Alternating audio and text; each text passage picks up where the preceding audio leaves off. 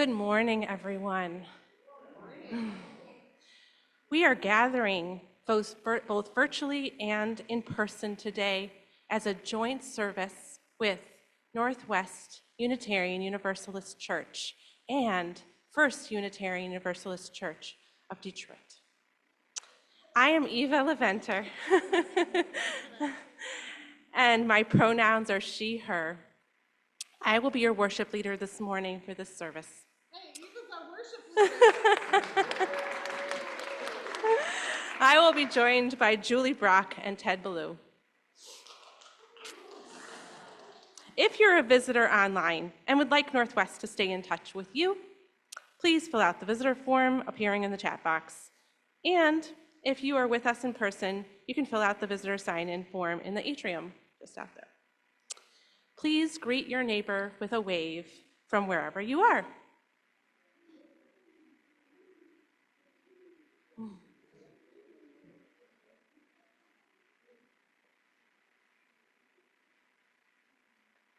We have a few announcements this morning, and you can also find the announcements in the newsletter.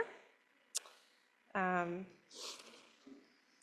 the service, we'll have a potluck, and there will be an ADORE discussion, which is the race and ethnicity, and stands for, sorry, it's in room C, and it's around race and ethnicity, sorry, I didn't write that all out. And then we're going to have a discussion in the nursery or atrium. We have to figure out a space for RE after the service for religious education and our goals, what we want to, how we want to see our UU values lived out in what we are doing in that program. So Julie has a couple of announcements. This is what happens when you don't get the announcements in the script. They call you up. Northwest is doing Joys and Sorrows a little bit differently now. This is mostly an announcement for you Detroit folks, but also Northwest folks. If you haven't gotten a joy or a sorrow written, if you have a joy and sorrow and you haven't gotten it written down, there's a book out on the red cabinet there, and there's still time. So, go ahead and write your joys and sorrows, and they'll be read aloud during this service. The other thing I wanted to mention, there are two things I wanted to mention. We still need this community to come together around a couple of things, and one of them is we need representation at GA. I always hear folks say, oh, that darn UUA. Well, we aren't sending enough people to the UUA to tell them what we think. So if you want to have your name considered as a delegate to go to UUA, it's online this year. So you can do it from your garden with your headphones if you want to. If you are interested, please see me after the service from either congregation. And the last thing I want to say is that both congregations are facing a budget deficit this year. I know that sounds scary. I also don't know a single UU congregation that isn't facing a budget deficit this year. But before we started trying to see where we might take away from staff and programming, we wanted to come to you and let you know that this is serious and it's something that we need to think about. So if we want to keep our staff and programming levels where they are right now, please see Beata or Dan Wiest and let them know what you can do to help us out, okay? Now, let's take a big deep breath before the prelude and enter into an hour of respite outside the demands of daily life.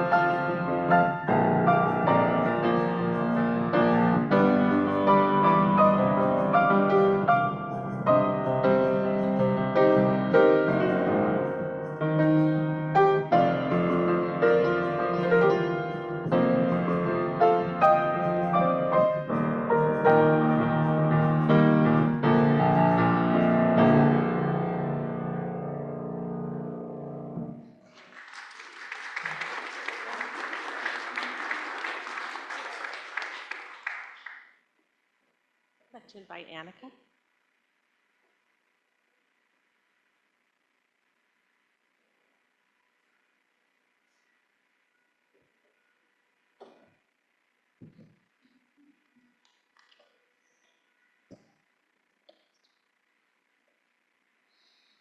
The flaming chalice is a symbol of our faith. We light it knowing this morning that many other Unitarian Universalist congregations across the land and around the world are doing the same. We light our chalice with words from Northwest UU's mission statement. Please repeat after me. We light this flame to grow in spirit, knowledge, and action, accept and challenge one another, to support each other in times of joy and need.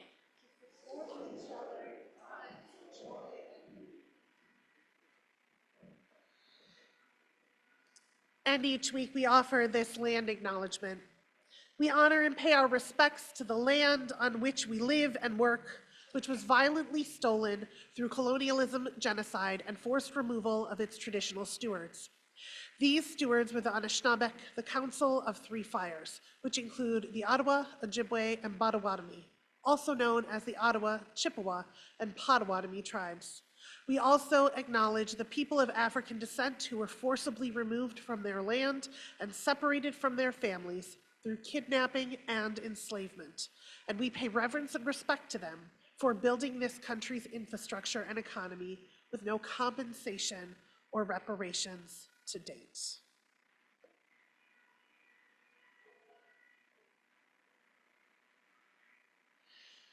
Folks, you are invited this morning to rise and sing hymn number 21 from the gray hymnal, but we're going to do something a little bit differently. We're just going to sing the first verse over and over and over again because the choir is going to accompany us with some little extra fun.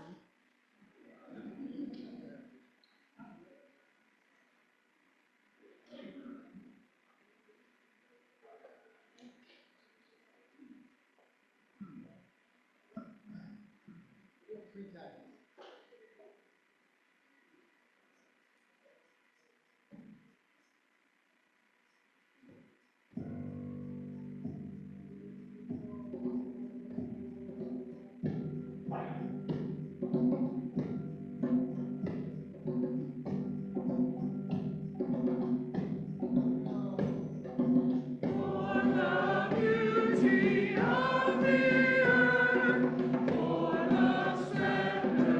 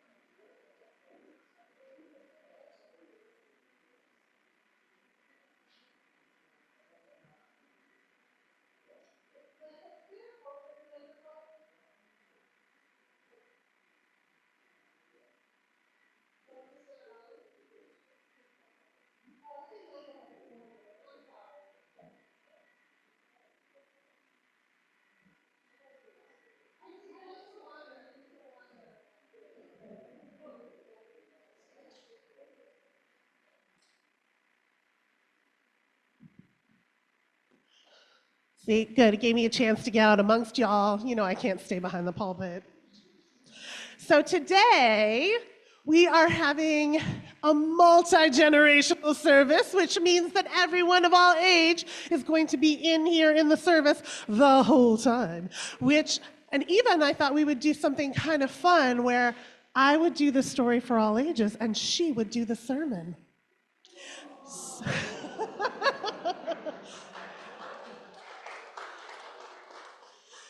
And I thought, well, let's just get everyone involved. So today's story for all ages is super, super participatory. I'm going to need all of us to be an ancient forest. And inside that ancient forest, I am going to need an ancient tree, which is going to be Eva. She's playing a part. She's playing a part. And I am also going to need at least one person who's willing to lay on the ground to be soil. Who wants Oliver? You want to be soil? All right. Come wait over here, Oliver, because when I call you up, we're going to build this story. We're going to build this story together, Eva. You don't need to have your hands up now. I'm getting cast members. All right. You don't need to do it yet, Oliver. You're welcome to. I like the preparation. It's method acting. I love it. All right, and I need somebody who's willing to be a toadstool. So yes? All right, come on up here. Wait over here. You're gonna be a toadstool. Ready? And I also need someone willing to be a mouse. Who can squeak really loudly? Is there someone who can be a mouse? Anyone? Do we have a volunteer? Okay, Colleen's gonna be a mouse. Amazing, good job, Colleen. Okay.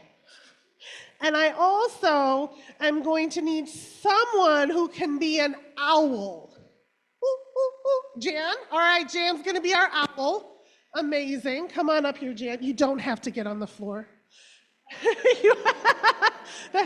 Oliver was the only one who was required to do that. Can you go stand over there, though? I'll call you in a minute. Yeah, over there. It's line. Yeah. Amazing. Okay.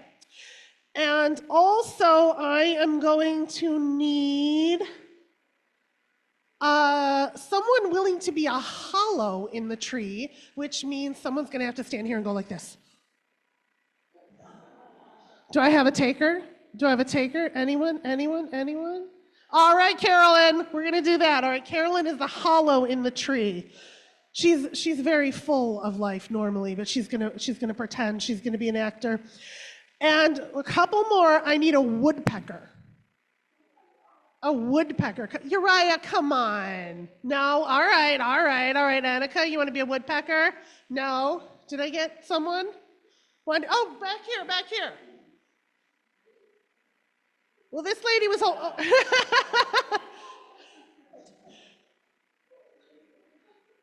All right, well, I need one more person, so that could be you, but I would prefer it to be someone who was willing to jump from that step down here.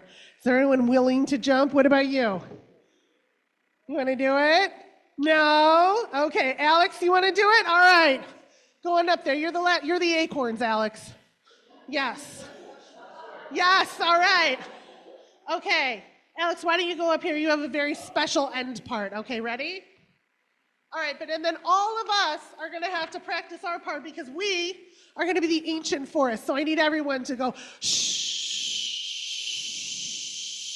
Okay, so every time I hear the ancient say the ancient forest, you're going to go, okay, excellent. And every time I say the 300-year-old tree, Eva's gonna, okay, well, not yet. No, way to be on it. I like it. And then every time I say the soil, Oliver's gonna lay in front and do like a snow angel, but the soil. Let's practice. All right. Okay, no, just Oliver. You don't all have to lay down. There you go. And then every time I say toadstool, every time I say toadstool, I need the toadstool to come and pretend to be a toadstool growing on Oliver. Yes. Okay. So we get the deal. All right, let's go through it. Toadstool, you can go back. All right, ready? All right. This is an ancient forest. This is a 300-year-old tree that grows in the ancient forest. You guys are good at this.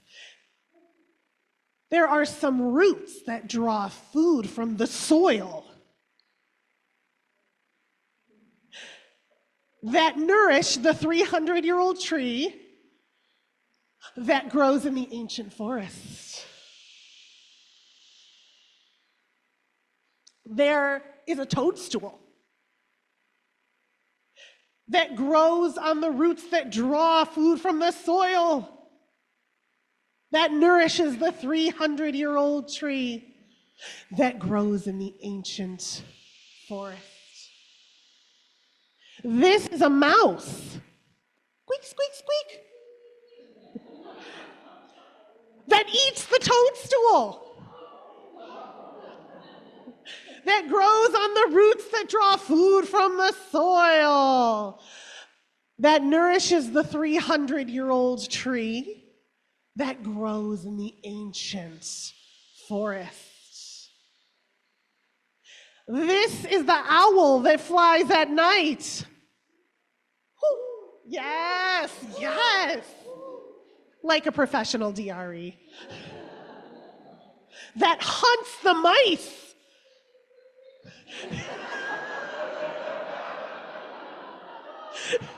That eats the toadstool.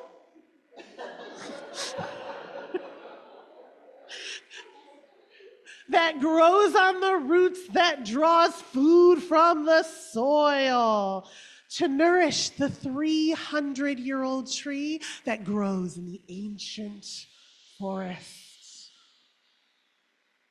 This is the hollow in the tree. There you go, Carolyn. Home of the owl that flies at night, that eats them, that hunts the mice, that eat the toadstool, that grows on the roots that draws food from the soil to nourish the 300-year-old tree that grows in the ancient forest.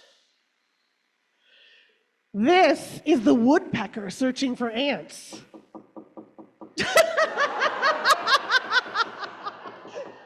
I like it. That's this is the woodpecker searching for ants that started the hollow in the tree that is the home of the owl that flies at night and hunts the mouse, who eats the toadstool, who draws nourishment from the soil, that nourishes the 300-year-old tree that grows in the ancient forest. Okay, this is the last one. Alex, are you ready for your big? Okay, all right. These are the acorns that fall from the tree. All right. All right.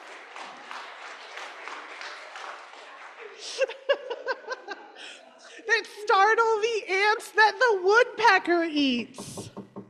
Who started the hollow in the ancient tree, which is the home of the owl that flies at night, who hunts the poor mouse, who eats the toadstool that grows on the roots that draw nourishment from the soil, that feeds the tree that grows in the ancient forest.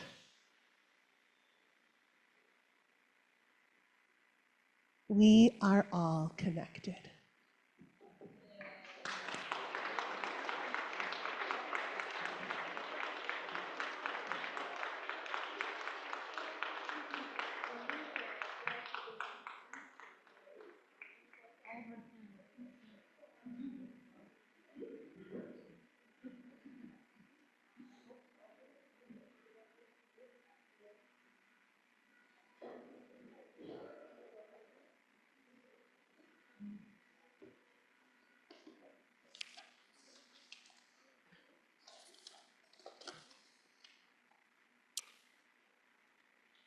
Each week, Northwest UU shares its plate contribution with a community partner. This month, this partner is Michigan Liberation. The Michigan Liberation is a statewide network of people and organizations organizing to end the criminalization of Black families and communities of color in Michigan. We envision a state without mass incarceration, mass policing, and punishment. And we envision a state with the best public education in the nation, single-payer health care, and thriving Black and brown communities. All undesignated donations will be split between Michigan Liberation and our congregation. You can give in a variety of ways that are now visible on your screen. And for those of you in person, we will pass collection baskets out for cash and checks. We honor your generosity by committing to ensure that our collective resources do greater good for ourselves and the world than we could have done individually.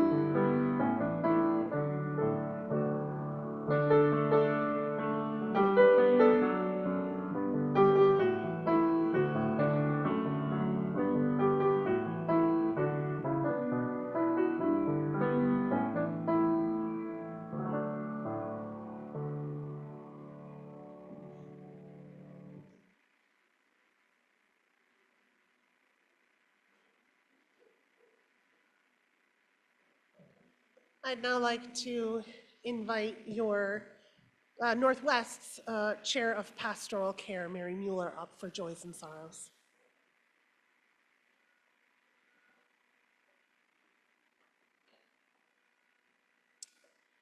Good morning. I'm Mary Mueller, and I'm a member of the Northwest Pastoral Care Team.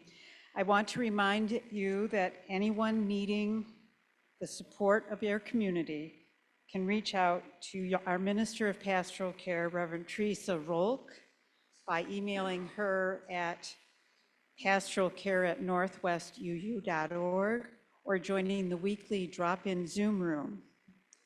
For the next few months, the collective cares of our community will be recorded in our book of Joys and Sorrows, which will remain on the red cabinet, looks like this, near the name tags.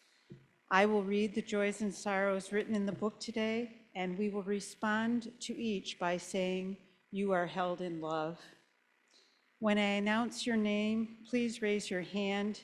Note that we will have a virtual form available soon for those attending on Zoom. This is one that I submitted from last week, but after the service. Tom and Kim Spencer posted on Facebook that they are mourning the loss of their daughter, Tammy, who died from cancer recently, and they are grieving very heavily. You are held in love. Linda Morris is sharing that she has a joy over an amazing achievement of her dear friend Julie Bodson. She left a safe and secure job and created an entire new career for herself as a music therapist. She is busy, brilliant, and bountiful, but she has no time for a weekly walk, so.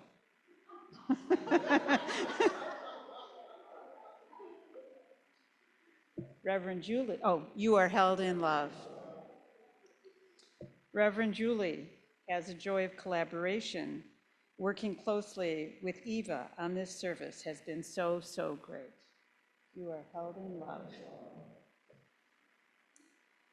Colleen and I both enjoyed a wonderful beer extravaganza at Mark Denny and Nancy Landon's house last night, a service auction event. Be sure to bid on it next year. It will be a hot item. You are held in love. For these joys and sorrows that are held, those joys and sorrows that are held in the sanctuary, silent sanctuary of our hearts, and those that we've offered today, I offer this prayer. Sources of radiance and resilience, keep watch with those who work or watch or weep this night. May the suffering be soothed. May the sick be tended. May the weary find rest. May the dying and those who love them find peace. May the joyous be shielded, and may all know that we are surrounded in love that is with us always, a web that connects us to all that exists. Let's take a few moments of silence to be with each other in the sacred space, and we will come out singing Spirit of Life.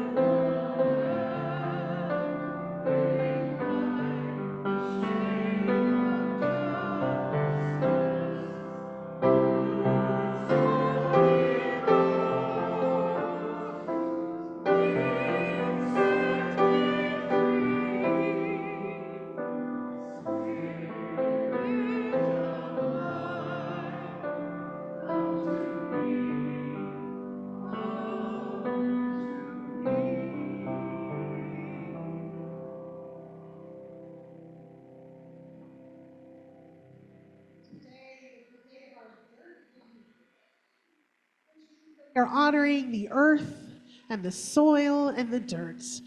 And we thought before we get into that we should learn a little bit more about the dirt. So we have a pop quiz for you all about soil. And I am very proud to announce that we were lucky to get our very own WWE announcer. We didn't get a WWE announcer, but we have a very special guest to come lead us through these dirt facts. Come on up here, Oliver.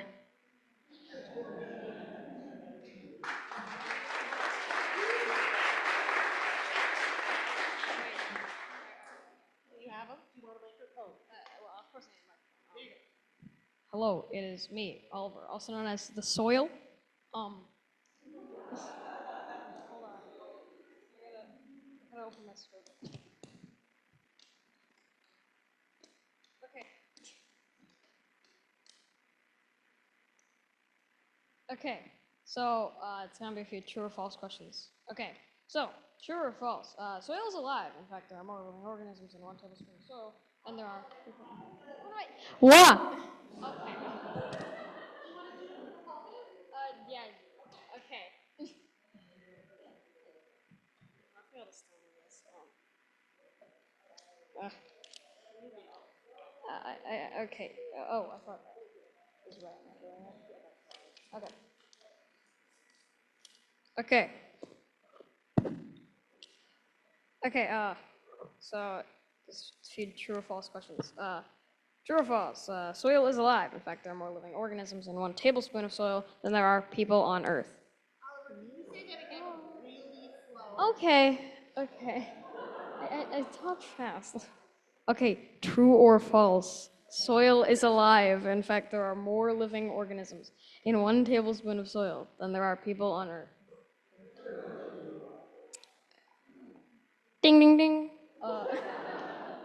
1 teaspoon of soil contains between 100 million to 1 billion bacteria.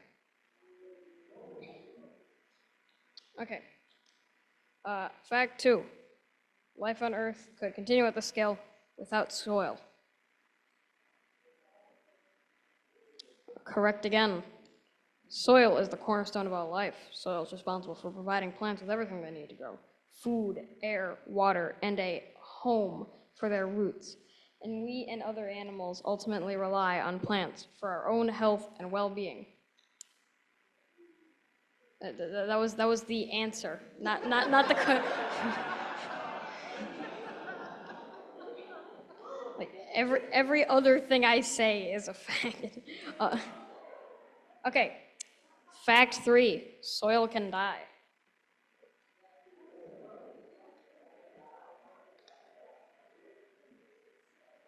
I'm hearing mostly true, and yes, it is true.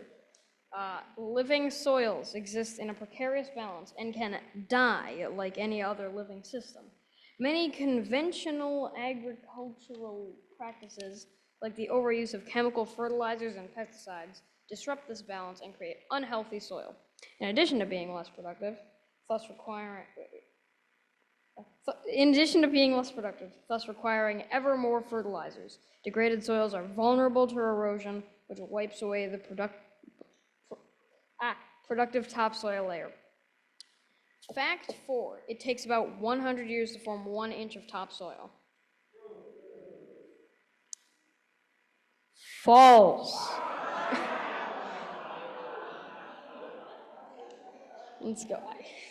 Okay, it is false. It takes at least 500 years to form 1 inch of topsoil after it has been damaged. Soil is considered a non-renewable resource, making it even more precious, and something we ought to take care of. Thank you, Oliver.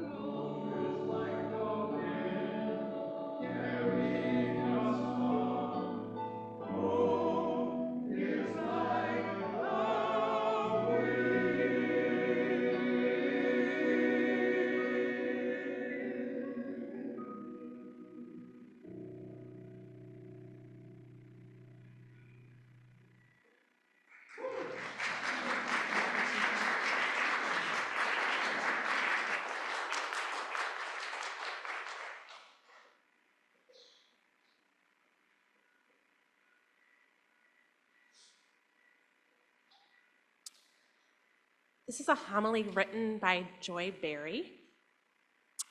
The oldest stories tell us we come from dust, and dust we will return. But dirt? That's different. Dirt is fine, often even sterile.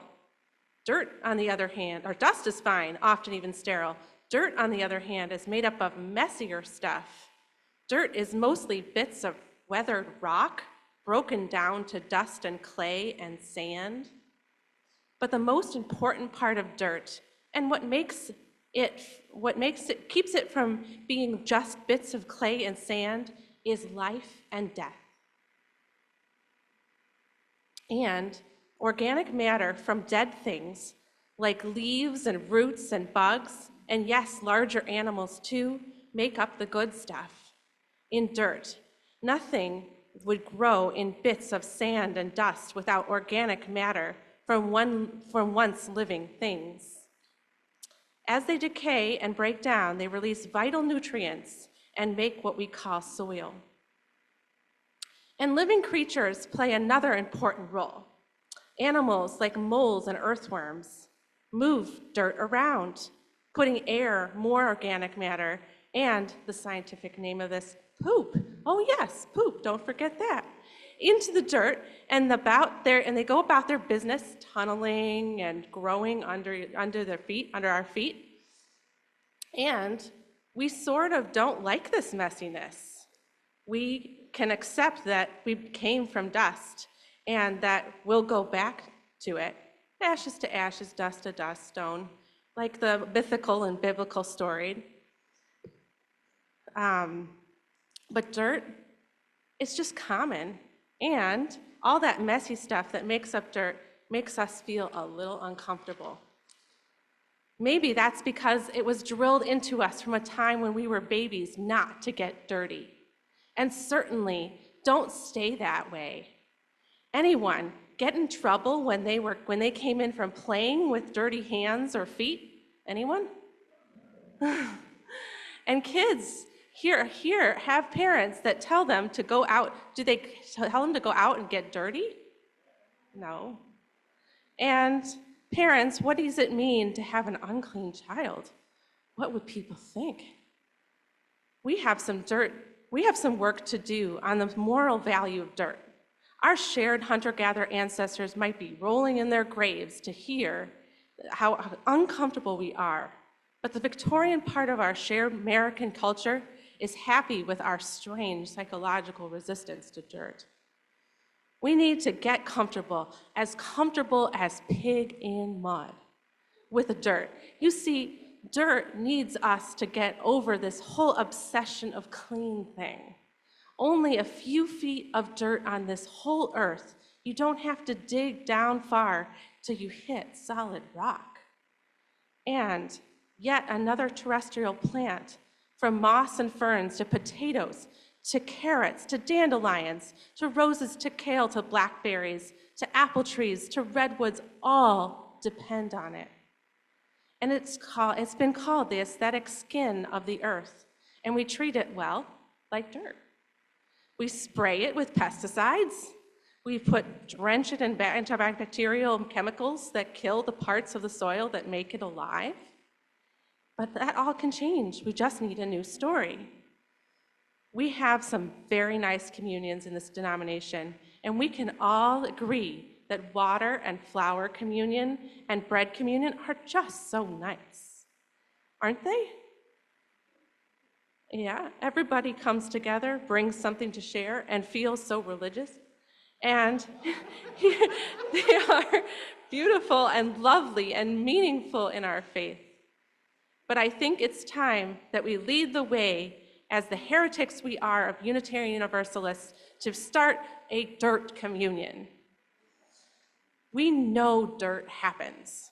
We know that dirt is what happens when you live life joyfully, voraciously, and authentically, when you are too busy cooking and loving people and dancing and making things to keep every corner spotless every moment of the day. We knock it off our shoes. We wash it off our faces. We sweep it off the floors, but it's part of us, and it should be.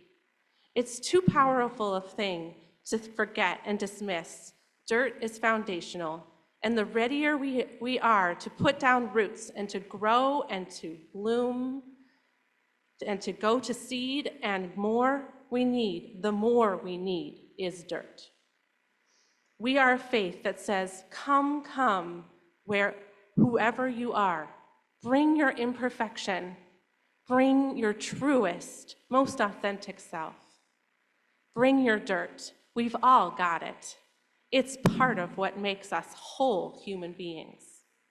And today, many of you brought a little bit of dirt with you, a little bit of soil where you find your peace, find your power, find your joy. And maybe from your garden, or from a playground, or from a favorite hiking trail. And maybe from a resting place or someone that you love, something that you love. There's power in all of that. And I want to invite you now to come down and share your dirt with this community of faith and trust that we do something miraculous and transformative with it. Please join us now in our very own dirt communion. Yeah, Eva.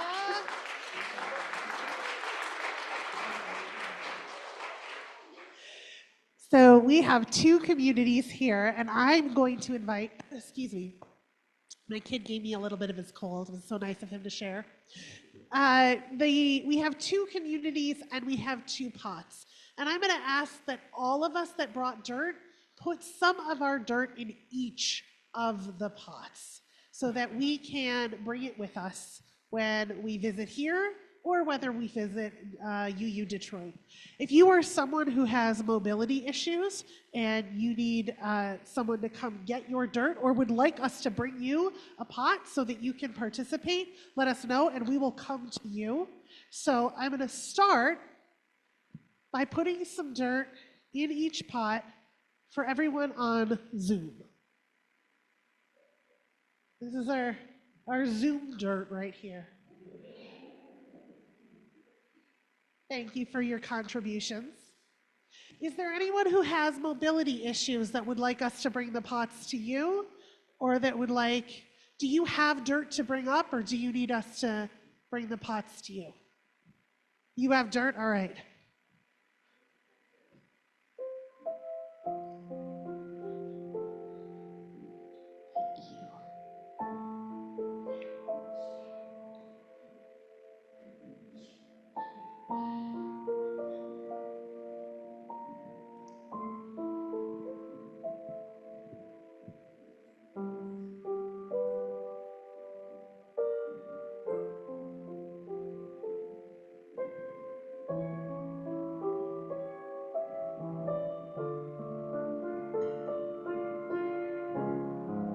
I invite all of you up now.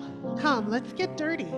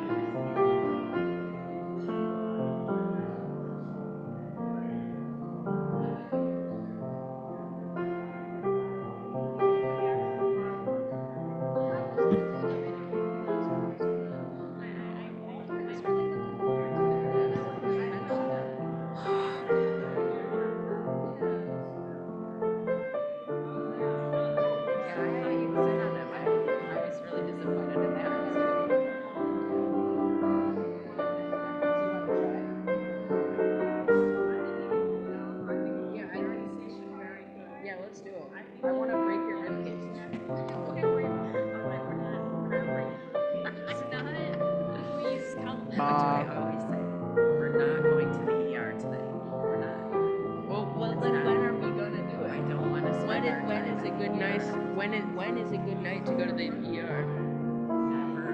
Oh, I like this.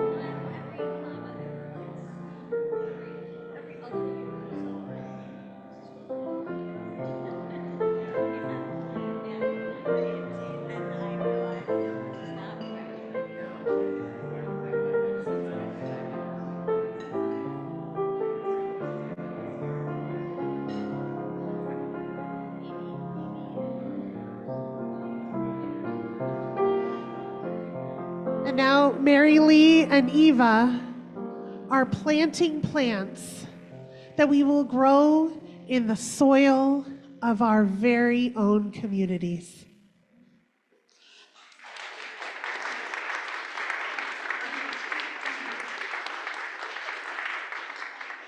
So I got hold on. So whenever you see these plants and these pots growing at either First UU or Northwest UU, know that it is growing of all of us.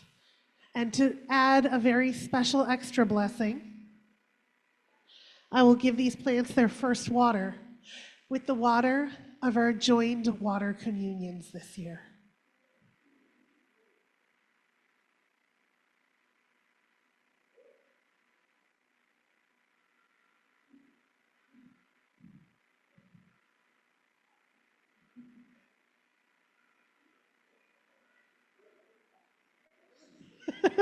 You can go ahead, Mary. Eva, would you come over here and help me bless this dirt? In the knowledge that we are all of us imperfect, but come together in communities of grace, we bless this dirt. Why don't you repeat that after us so we're all blessing it? Can you say, we bless this dirt? In the belief that we humans share an origin and a common destiny, we bless this dirt. In a sustaining faith in human redemption and growth, we bless this dirt. In the wisdom of science that tells us that dirt is an important part of our own health and happiness, we bless this dirt. In the understanding that all living creatures are connected and have a right to healthy soil, we bless this dirt. In the hopes that we all continue to grow together in mind, body, and spirit, we bless this dirt. You are now invited to rise in body and or spirit to sing our closing hymn, For the Earth Forever Turning.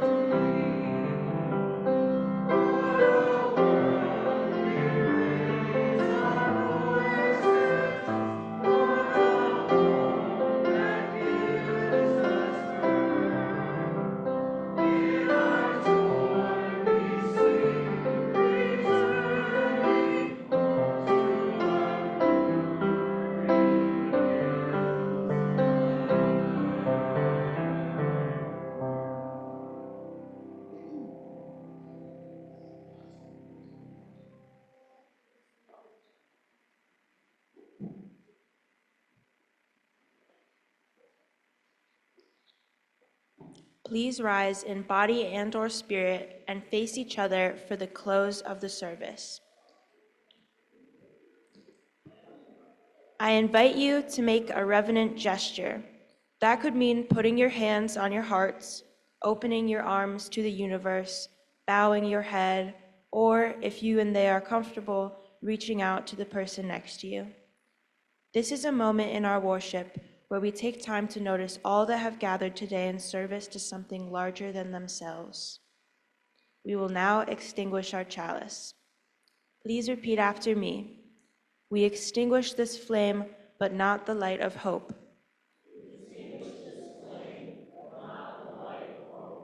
The warmth of community, or the fire of commitment. These we carry in our hearts until we are together again.